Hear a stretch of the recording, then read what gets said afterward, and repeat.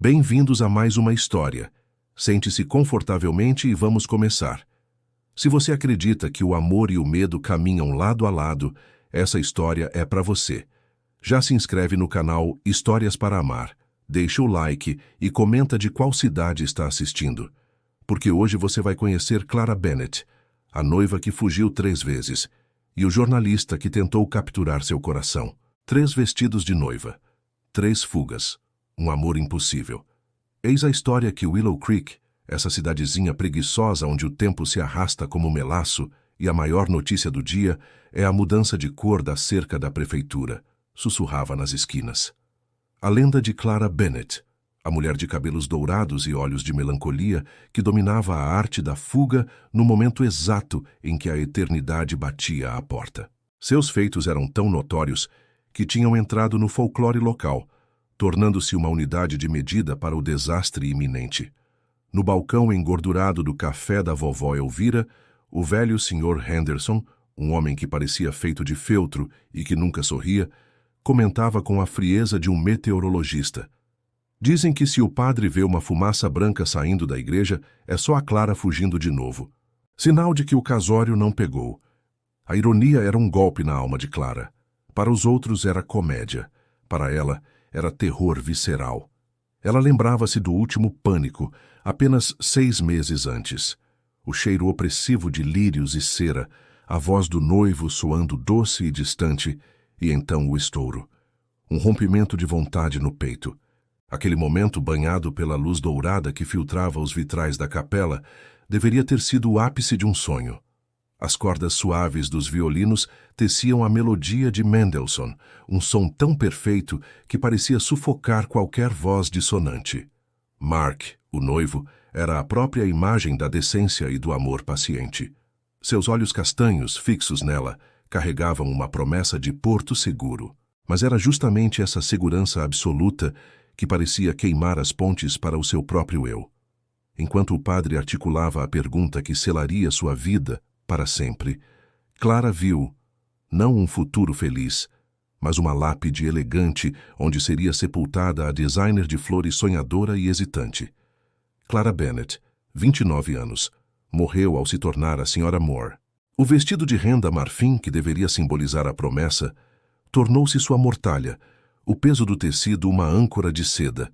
O terror não era sobre ele, mas sobre a inevitabilidade de se tornar uma versão diminuída de si mesma para caber no molde. Ela escutou o riso nervoso abafado de sua tia-avó na segunda fileira, a respiração suspensa dos convidados esperando a palavra mágica. O pânico subiu como ácido na garganta, e ela disparou pelo jardim lateral. A beleza delicada totalmente destroçada pela urgência selvagem.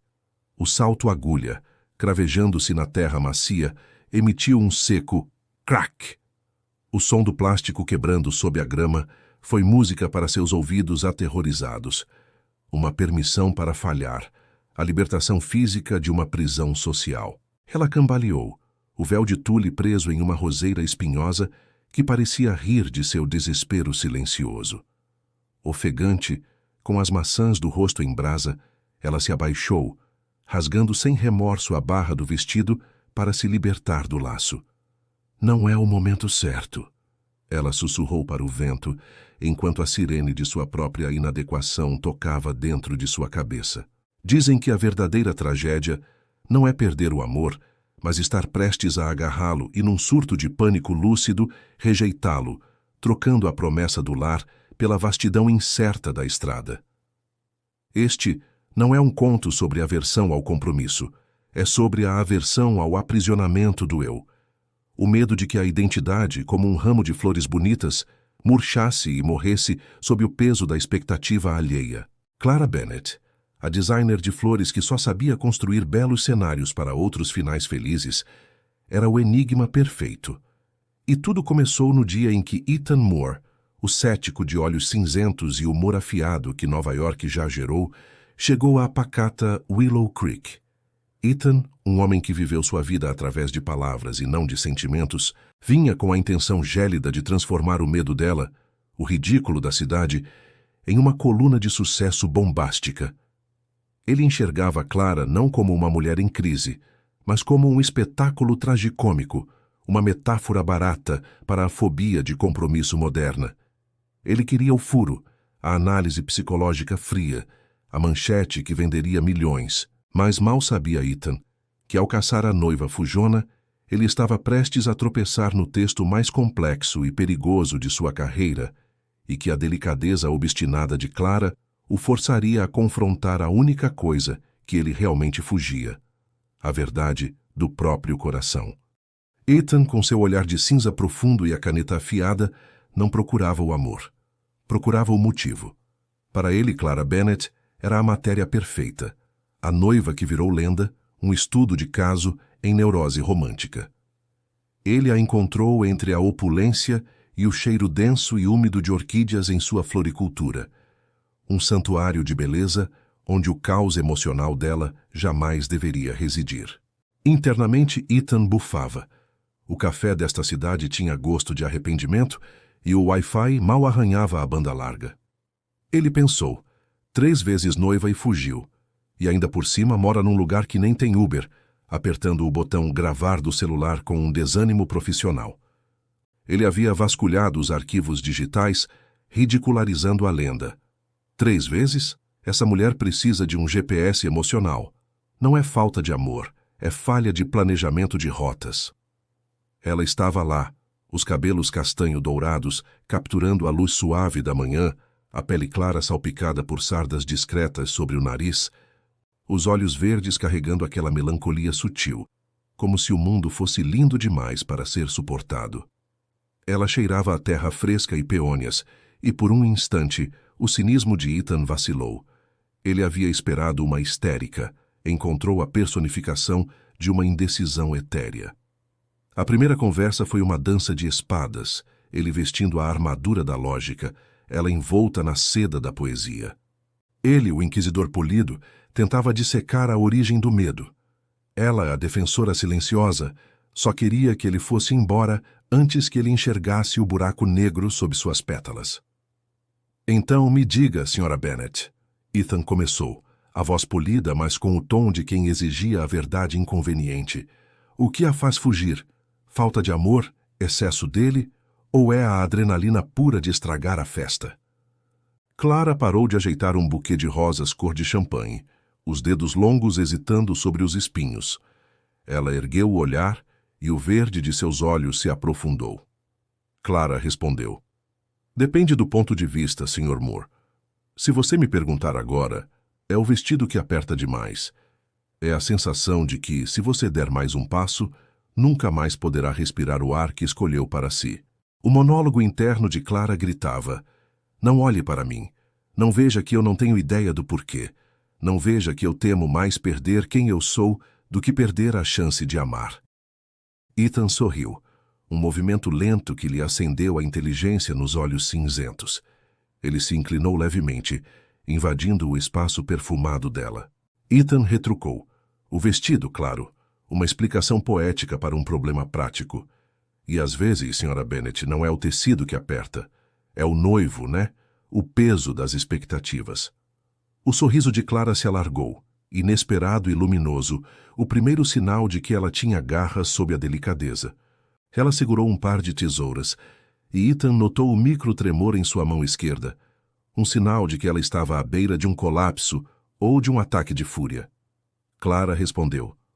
Ou o jornalista de Nova York que insiste em virar minha tragédia pessoal em manchete. Sua curiosidade é tão pesada quanto um véu de 10 metros. O ar na floricultura se tornou denso, mais úmido que a névoa da manhã. Ethan sentiu um pequeno e perigoso choque de interesse percorrer seu corpo. Ela o estava desafiando. Manchetes são fatos nus, Sra. Bennett, Ethan respondeu, a voz mais baixa, mais predadora. Meu trabalho é despir a lenda. Me diga, qual dos 3 foi o mais fácil de deixar plantado no altar? O advogado de Boston ou o chefe de Chicago? Clara estreitou os olhos, seu corpo ligeiramente tenso sobre o balcão de madeira. Ela olhou para a tesoura, não para ele, recuperando o controle. Clara confrontou. Você parece achar que o medo é um artigo de luxo que só os bem-sucedidos podem pagar. Mas talvez o luxo seja a liberdade de dizer não à vida perfeita que os outros desenham para você. Ethan baixou o bloco de notas. O sarcasmo se esvaiu, substituído por uma curiosidade sincera que o pegou desprevenido. Ele fixou o olhar nas sardas que ele havia acabado de mencionar, detalhes íntimos que pareciam deslocar sua análise clínica. Ethan questionou. Então não é medo de amar, afinal. É medo de perder algo. O quê? Sua identidade? Sua coleção de sardas. Ele não estava mais sendo sarcástico. Ele estava tentando entendê-la, e isso era perigoso. Clara respirou fundo, o cheiro de peônias inundando seus pulmões. Ela desviou o olhar, incapaz de sustentar a profundidade daquele cinza. A resposta de Clara veio sussurrada, uma honestidade dolorosa que rasgou sua armadura. É o medo de que quando você finalmente para de correr, você descobre que não há mais nada ali, só a casca vazia do que costumava ser você. O pensamento interno de Clara. E se eu ficar, e se eu amar, ele vai me ver. E quando ele me ver, ele vai me deixar. Ethan havia esperado confissão, recebeu réplica e agora vulnerabilidade. Ele percebeu. Ela não é um caso de neurose. É uma fortaleza mascarada de jardim. Ele queria desmantelar o mito da noiva fugitiva, mas de repente percebeu que queria desmantelar apenas ela, peça por peça, até encontrar a verdade. A matéria, Ethan percebeu, acabara de ficar muito mais interessante e infinitamente mais difícil de escrever. As pessoas não entendem, Clara disse, as mãos ocupadas arrumando uma peônia gigantesca, de pétalas quase brancas e textura aveludada, sua voz baixa, mas firme, como se estivesse confessando um crime elegante e necessário. O cheiro doce da flor era quase sufocante no ateliê, um perfume de promessa desfeita. Elas acham que é sobre o homem, ou o anel, ou o dinheiro. Não é. É sobre a arquitetura da fuga. Você precisa de engenharia reversa para desmantelar um futuro que prometeram a você, Sr. Moore. Um futuro que, quando você o inspeciona de perto, não tem espaço para você. Ethan sorriu, um movimento lento que lhe dava um ar de predador inteligente que acabara de encontrar a presa mais interessante da floresta. Os olhos cinzentos faiscaram com desafio, a luz da sala refletida em sua ironia fria. A fuga de quê, Sra. Bennet? De um futuro perfeitamente aceitável, com estabilidade e um plano de aposentadoria. De um homem que a amava? Ou talvez... Ele pressionou, aproximando-se um passo, forçando-a a levantar o olhar. Simplesmente de assumir a responsabilidade por uma escolha que não pareceu grandiosa o suficiente para a sua alma poeticamente indecisa. Ele sentiu o pulso do artigo se acelerar em suas veias. Essa era a linha de ataque perfeita, o núcleo cínico que seus leitores adorariam. Clara ergueu o olhar, aquele verde suave agora carregado de uma ironia mordaz que ele não esperava, misturada com uma dor que não parecia encenação. Ela deu de ombros recolhendo uma tesoura de poda com a elegância de quem manuseia um bisturi. Responsabilidade? Ah, sim, a responsabilidade de evitar 3 processos por quebra de contrato matrimonial e traumatizar uma dúzia de fornecedores. Honestamente, você devia estar escrevendo sobre minha genialidade logística. Já pensei em abrir uma franquia de fugas, sabe? 3 por um preço de casamento. Seria o novo ramo no mercado. O eu não. Uma fuga boutique para almas realmente indecisas. Mas se você quer profundidade, Sr. Moore, aqui está. Eu fugi da anulação de mim mesma. Do momento em que o sim se torna uma sentença de desaparecimento. Em sua mente de jornalista, a estrutura de seu golpe estava perfeita. Ele estava ganhando a entrevista. Ele já tinha o título inicial 3 vezes não. Quando o medo vence o altar. Vendo a matéria como uma peça sobre a fraqueza humana, sobre o ridículo do romance moderno, e não como um espelho para sua própria vida esvaziada. O que ele não esperava, no entanto, era a profundidade daquele abismo que ele se preparava para cobrir. Eu vim aqui para escrever sobre uma piada, um clichê de cidade pequena, ele pensou, observando-a dobrar uma pétala com uma precisão quase dolorosa. Mas ela não é uma piada. Ela é um enigma embalado em seda, perfume floral, e uma defesa verbal que faria um advogado de Manhattan corar. E por que diabos ela me faz querer rir e, ao mesmo tempo, tremer? Sua indiferença profissional, aquele escudo frio que ele forjou após anos cobrindo desastres políticos e corações partidos alheios, começou a rachar de forma audível. Ele sempre acreditou que o amor era apenas a hipervalorização de uma necessidade biológica, um truque do universo para garantir a procriação e vender cartões comemorativos. O cinismo era o oxigênio dele. Se ele perdesse o cinismo, o que restaria? A vulnerabilidade, o terror da própria necessidade de conexão que ele tanto desprezava nos outros? Ele sentiu o pânico gélido. Se Clara estivesse certa sobre o que era fugir, ele estava irrevogavelmente errado sobre o que era ficar. Ela não fugia de casamentos, ela fugia da propriedade. Ele começou a acompanhá-la em seus trabalhos, observando-a criar beleza efêmera em casamentos alheios, organizando os sonhos que ela mesma jamais ousava viver. Ele a via transformar galhos secos e flores silvestres em altares, construindo com as mãos os para sempre que ela destruía com os pés. E a cada dia, a culpa de estar ali, sob falsas pretensões, ele era um espião disfarçado de entrevistador, pesava mais que a caneta de seu dever. Ele começou a enxergar não apenas a noiva fugitiva, mas o monólogo interno de Clara, a voz que a impelia a correr, a voz que clamava por autenticidade acima de tudo. Eles acham que me amam, mas amam a ideia de mim. Amam a Clara que complementa a vida deles, que encaixa no quadro da vida perfeita que eles projetaram.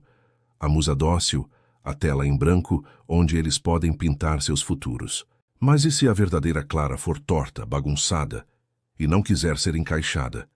Eu corri das promessas porque prometi a mim mesma que jamais me perderia. O casamento não é um final feliz, é uma fusão, onde duas identidades se transformam em uma só, um molde socialmente aceitável. E eu mal consigo manter a minha intacta, essa coleção de sonhos soltos, rabiscos florais e vozes internas que não calam. É o medo de olhar no espelho 10 anos depois e não reconhecer a mulher que sorri, a mulher que renunciou aos seus próprios caminhos para sustentar o conforto de outra pessoa.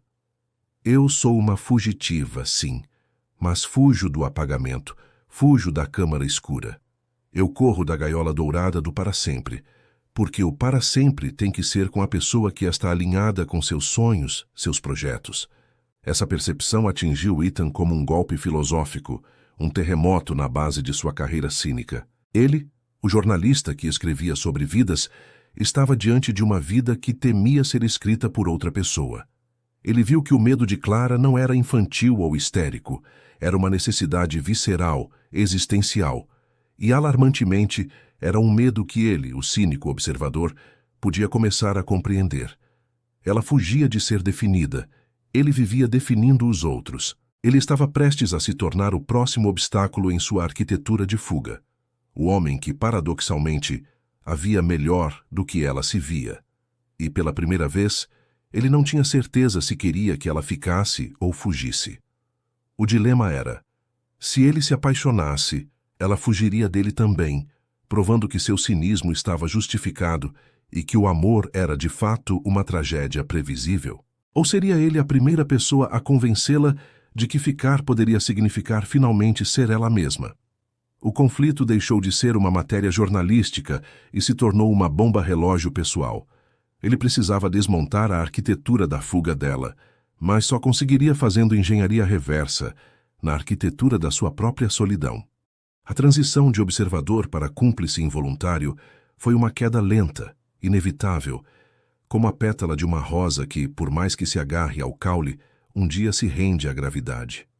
O jornalista de Nova York, acostumado ao perfume de papel-tinta e à precisão de palavras frias, encontrou-se enredado no cheiro doce e orgânico da Flor e Fuga, a loja de Clara. Ethan Moore, com seus sapatos italianos impecáveis, ficava parado ao lado da bancada de trabalho, os ombros largos ligeiramente curvados, enquanto ele tentava pateticamente aprender a diferença entre uma gipsófila, aquele hálito delicado e branco, e um ranúnculo cujo corpo era denso e teimoso. Em vez de focar nas anotações sobre as 3 fugas de Clara, ele estava aprendendo a domar o arame fino de floricultura, o que resultava em mais espinhos fincados em seus dedos calejados do que buquês prontos. Ele a observava rir, um som delicado e raro que parecia desafiar a melancolia em seus olhos verdes. Na manhã da quarta-feira chuvosa, ele tentou segurar um maço de tuberosa, mas as hastes escorregadias o traíram, e ele deixou cair um vaso de porcelana antigo. A floricultura pareceu prender a respiração. Clara, isso é um desastre estrutural, ele reclamou, segurando um arranjo de rosas que pendia para um lado, como a Torre de Pisa, enquanto ela sorria, ignorando o desastre. O som da risada dela era tão leve que ele temeu que pudesse desmanchar-se com o toque. É arte conceitual, Ethan. Não é para durar, ela respondeu. E a piada tinha o peso disfarçado de sua própria filosofia de vida. Nada permanente, nem mesmo a beleza, nem muito menos um voto. Ele se inclinou para pegar os cacos e ela o fez também ao mesmo tempo. A pele dela, suave e fresca, roçou a lateral de sua mão áspera. Não foi um toque de romance ardente, mas uma colisão breve, eletricamente carregada, o suficiente para que ambos recuassem, corando. O cheiro de terra úmida e magnólia se intensificou, criando uma névoa densa de constrangimento e atração. Ele pensou, o que diabos estou fazendo? Eu sou um predador de histórias, não um assistente de florista. Eu deveria estar desvendando o porquê.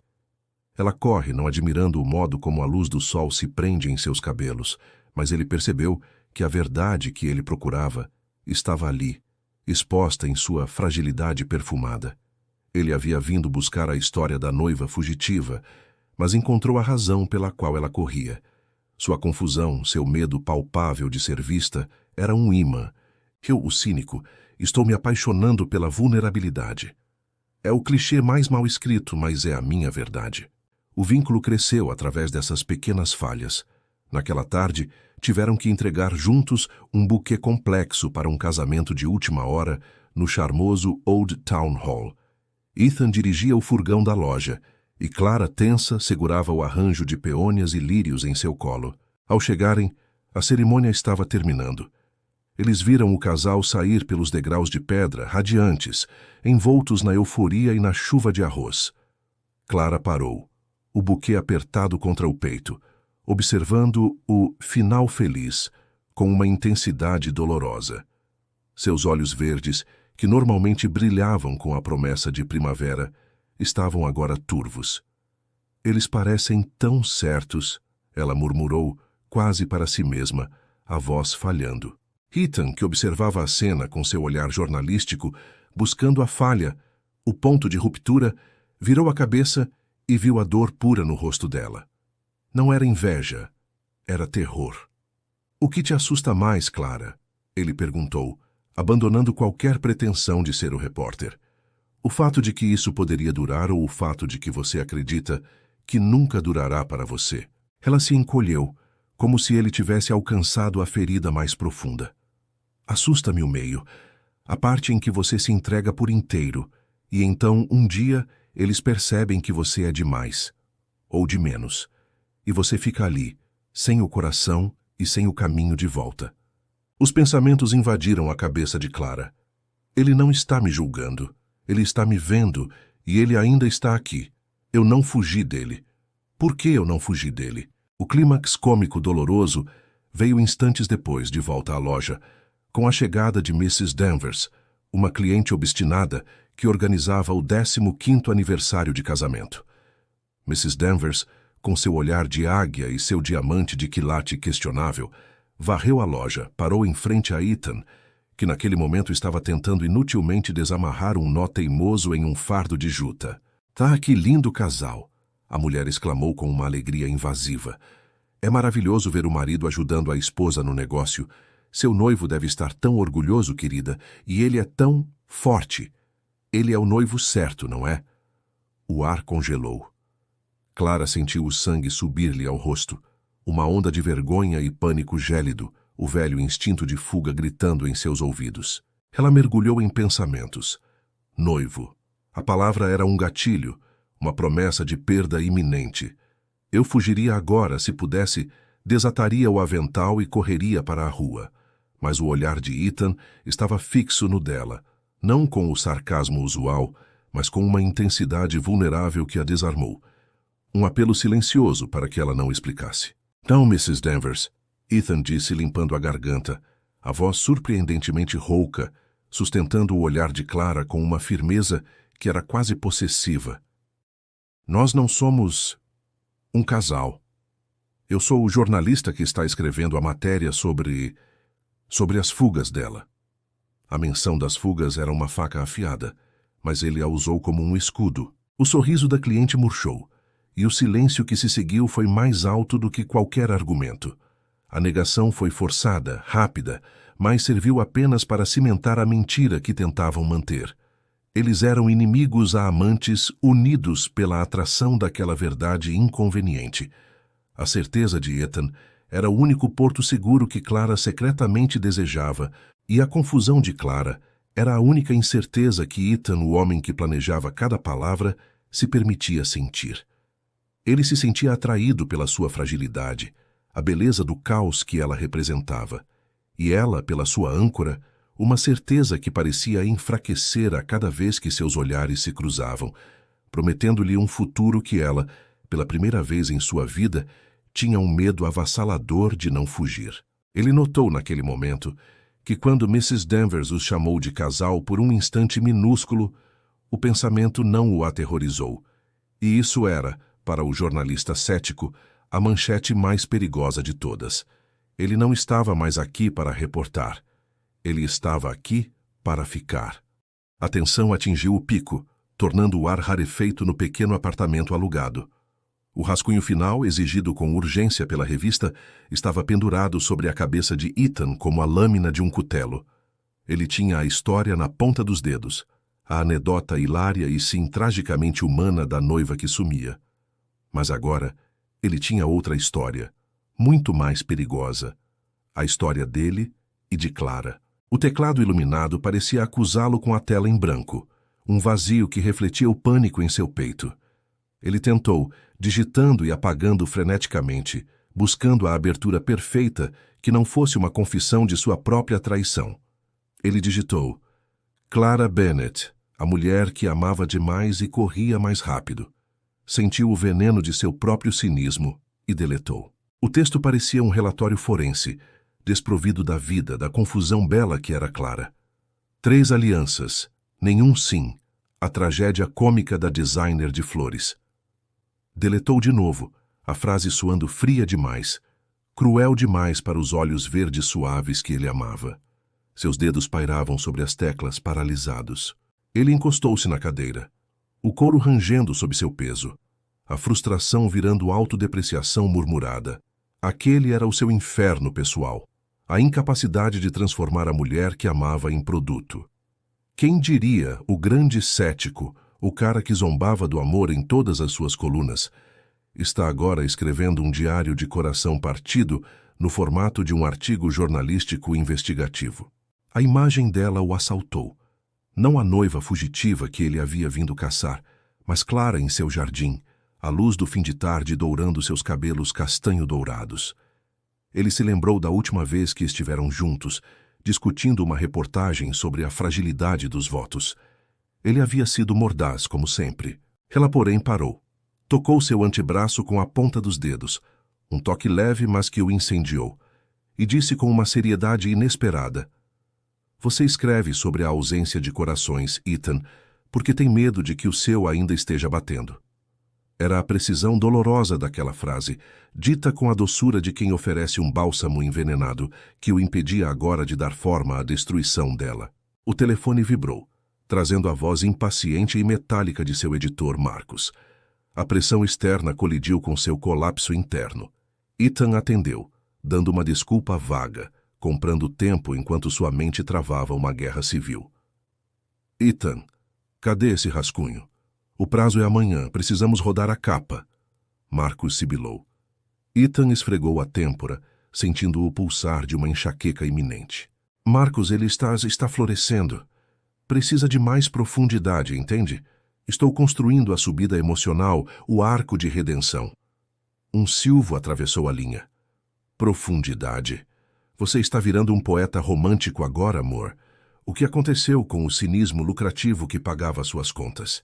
Ethan riu, um som seco, sem humor, sentindo a máscara do cético escorregar. Culpa da florista, Marcos. Ela insiste que o mundo deve cheirar a peônias e não a ironia.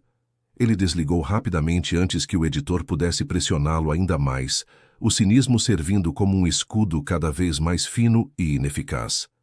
O peso da mentira o esmagava. Ele não era apenas um jornalista atrasado. Era um traidor em potencial. Eu sou um jornalista, e a verdade é minha moeda. Ele sibilou para o reflexo embaçado que o encarava de volta na tela escura. E a verdade agora é que estou apaixonado por uma mulher que se tornará pública, ridicularizada por minha causa. Ele tentava racionalizar, mas a razão falhava diante da imagem dos olhos de Clara. Ele havia induzido à confiança.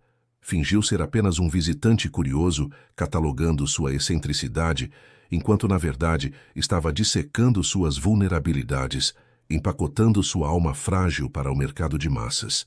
Este é o meu grande pecado. Ele reconheceu a grande e suja mentira que agora impede qualquer possibilidade de amor real. A culpa, espessa e oleosa, consumia-o desde o estômago, lembrando-o de que o preço da matéria era a destruição da única pessoa que o havia enxergado por baixo da armadura de palavras afiadas. Naquela noite, sob a luz fraca e amarelada de uma luminária antiga, Ethan Moore confrontou-se com a sua frieza calculada. Ele percebeu que, por anos, ele havia se escondido atrás da ironia e da escrita ácida para evitar o risco do afeto, do toque, do real. Ele era, na essência, o fugitivo maior que Clara jamais seria. Ele fugia do seu próprio coração. Clara, a noiva que fugia fisicamente do altar, estava paradoxalmente mais presente, mais investida na vida dela do que ele jamais esteve na sua. Ele se viu mudando, a couraça se rompendo. Seu humor afiado dava lugar à ternura. Sua indiferença crítica se dissolvia em um medo latente e terrível. O medo de que, ao apertar publicar, ele a perderia para sempre. A matéria ele finalmente entendeu. Não era apenas sobre Clara. Era sobre o fim de sua jornada de culpa e o início de sua entrega. Ele precisava reescrever o arco, transformar o texto que nascia da indiferença e da culpa em algo que ecoasse a nova verdade de seu coração, a compreensão e a entrega. Ele não podia mais fugir de si mesmo, mas para ficar ele teria que destruir a arma que ele mesmo havia forjado.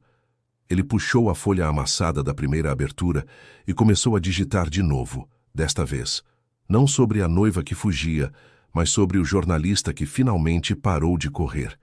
O ar na pequena sala de Clara não era apenas denso. Era uma suspensão de tempo. Saturado pelo aroma calmante da lavanda e pela promessa fresca de papel e tinta a óleo dos esboços florais espalhados no chão, o ambiente parecia ser a única coisa que a mantinha ancorada em face do furacão, que era Ethan Moore. Ele avançou sobre o assoalho de madeira, cada passo soando estranhamente alto, quebrando o silêncio protetor. Ele não era mais o repórter frio, mas um homem nu de armaduras, com a garganta apertada e o coração exposto. Clara Bennett, uma silhueta delicada em meio ao caos criativo de sua vida, ergueu o rosto. Seus olhos verdes, sempre um misto de doçura e melancolia, fixaram-se nele com uma intensidade que absorvia toda a luz ambiente, expondo-o ao que ele realmente era. "Preciso te contar algo", Ethan começou. A voz áspera, mais um sussurro seco e rouco do que a declaração controlada que ele planejara ensaiar. O cinismo que definira sua vida inteira agora se desintegrava em uma poeira amarga na garganta. Ele mal conseguia respirar o oxigênio perfumado. Clara, a alma sensível que sentia a vibração da verdade antes que a palavra fosse dita, não desviou o olhar. Ela já sabia o teor da confissão, mas precisava ouvir a forma, o ritmo da traição, e, mais crucialmente, o preço da redenção. "Então você veio escrever sobre mim, afinal?" Ela sussurrou, e em vez de acusação, havia uma ironia fria, afiada como vidro. Era o seu mecanismo de autoproteção no seu ápice, transformando a dor em uma piada cruel. Para expor a noiva em pânico para o público. Eu sou a sua manchete, o seu estudo de caso, não é? A prova viva de que o amor é uma piada. Ethan deu um passo adiante, fechando o espaço entre eles, sentindo a corrosão do seu orgulho e a vergonha de sua intenção original. Eu vim, sim, ele confessou, a honestidade o queimando mais que qualquer mentira. Ele fez uma pausa, tentando formular a complexidade do sentimento que o esmagava. Clara o interrompeu, a voz repentinamente mais alta, vibrando com a dor recém-descoberta. Não comece com justificativas sobre investigação jornalística, Ethan. Eu não sou um artigo. Eu sou um ser humano assustado, e você usou isso. Seus lábios tremeram, mas ela manteve o queixo firme. Você queria a história de uma fugitiva. Você a conseguiu. Fim. Por favor, vá embora e publique a sua verdade. Mas acabei escrevendo sobre a gente, ele terminou, ignorando as bordas afiadas dela e forçando-a a ouvir. A história mudou. A pauta mudou. Você mudou o meu ângulo de visão sobre tudo. Clara inclinou a cabeça, um sorriso fraco e cético surgindo em seus lábios, iluminando discretamente as sardas discretas sobre o nariz. Espero que tenha revisado os erros gramaticais do amor. Ela disparou, mantendo a voz leve apesar da avalanche interna. A conjugação do verbo ficar costuma ser traiçoeira, senhor jornalista. Ela exige fé, algo que você não pratica. A réplica o atingiu com a força de um soco merecido. Ethan não riu. Seus olhos cinzentos, antes cheios de inteligência irônica, agora mostravam apenas cansaço, um peso imenso e uma devoção inesperada. Eu não escrevi a matéria, Clara. Eu não posso, porque a história agora é sobre como você me ensinou a ficar. Você fugiu de 3 homens que não entendiam a sua necessidade de espaço, que viam sua delicadeza como fragilidade ou sua indecisão como defeito. Mas eu entendi que amar você não é aprisionar você, é dar a você o espaço para florescer, mesmo que isso signifique que você use esse espaço para florescer longe de mim. Eu te dou a liberdade de fugir. Naquele instante, Clara Bennett, a mestra da fuga, sentiu uma nova onda de pânico. Mas desta vez, não era a vertigem de ter as correntes apertadas. Era o terror líquido de ser vista, compreendida e aceita integralmente. Era o medo de ficar o medo de que este homem, este cético lindo e irritante, que vivia de palavras afiadas, pudesse ver o seu eu mais profundo, o caos, a indecisão e a escuridão, e ainda assim quisesse ficar. Ela se virou bruscamente, inalando o perfume intenso da lavanda que parecia subitamente sufocante, tentando encontrar o ar que ele havia roubado. Pela primeira vez em 29 anos, seu monólogo interno não era uma justificação para correr, mas um debate brutal sobre a rendição e o peso da liberdade recém-adquirida. Ele me vê. Ele vê o medo, o caos e a indecisão, e ele não correu. Ele não me exigiu que eu fosse menos. Ele me deu a chave da porta e disse que eu poderia ir a qualquer momento. Mas se a porta está sempre aberta, para onde eu corro? A fuga só é necessária quando há correntes, quando há expectativas que nos sufocam. E ele não me acorrentou. Ele me libertou com o próprio amor. Esta é a 4ª vez. A 4ª chance no altar da minha própria vida, onde a noiva sou eu e o noivo é a minha coragem. E desta vez, eu não fujo de um homem. Eu fujo de mim mesma, da versão medrosa que ainda se apega à ideia pueril de que o amor é sempre uma perda de tempo, de identidade, de liberdade. Ele fez a única coisa que me impediria de fugir. Ele removeu a armadilha. Ele provou que o risco não é ficar, mas sim a eterna solidão da fuga. Ele sacrificou seu cinismo por mim. Mas e se o amor for, afinal, um ganho? Um ganho de um eu que eu nem sabia que poderia ser corajoso. A ironia é que, ao me dar a opção de ir, ao me conceder a totalidade da minha autonomia, ele me deu a única razão possível para eu desejar ficar. Ethan estendeu a mão, ignorando a própria tremedeira que o expunha ainda mais, e segurou as dela. A textura áspera de sua pele de jornalista, acostumada a segurar canetas e teclados, contrastava profundamente com a delicadeza de Clara, que passava a vida entre pétalas de rosas e seda. Ele apertou-a firme, mas sem aprisionar. Um toque que era uma promessa, não uma exigência. Eu matei a matéria, Clara. Eu matei a versão cínica de mim, que a teria escrito e lucrado com sua dor. Eu matei o jornalista frio para salvar o homem que eu sou com você. Fique, não por mim ou por uma manchete de revista, mas por nós. Fique e me ensine o que é a coragem de amar sem garantias, porque essa é a única história que eu realmente quero publicar. A única que merece ser lida. A noiva que sempre fugia olhou para os olhos cinza dele, onde agora havia um calor inabalável, sem resquícios da ironia que ela tanto amava e temia. Ele havia desistido da palavra para finalmente viver o sentimento, e enquanto seus lábios se moviam, buscando o ar para responder, a única palavra que importava, a única palavra que ela nunca teve coragem de dizer, flutuou em sua mente como um balão que finalmente encontrava seu lar, resolvendo o grande mistério de sua vida. Fico. Clara Bennett, a arquiteta da fuga perfeita, sentiu o ar preenchendo seus pulmões de uma forma que nunca antes havia sentido. Não era o gás que impulsionava a corrida, mas sim o oxigênio da aceitação. Em seus 29 anos de vida, cada relacionamento havia sido uma contagem regressiva para a linha de partida. Uma fuga ensaiada, onde a linha de chegada era sempre a solidão conhecida. Mas agora ali, de pé na pequena floricultura onde as peônias exalavam um perfume promissor, o nó de terror que apertava seu estômago por quase 3 décadas finalmente se desfez, como um laço mal feito sob a chuva. Em sua mente, o mapa de rotas de escape se apagou. Eu não estou correndo. Ela percebeu com uma quietude avassaladora. Aonde eu iria?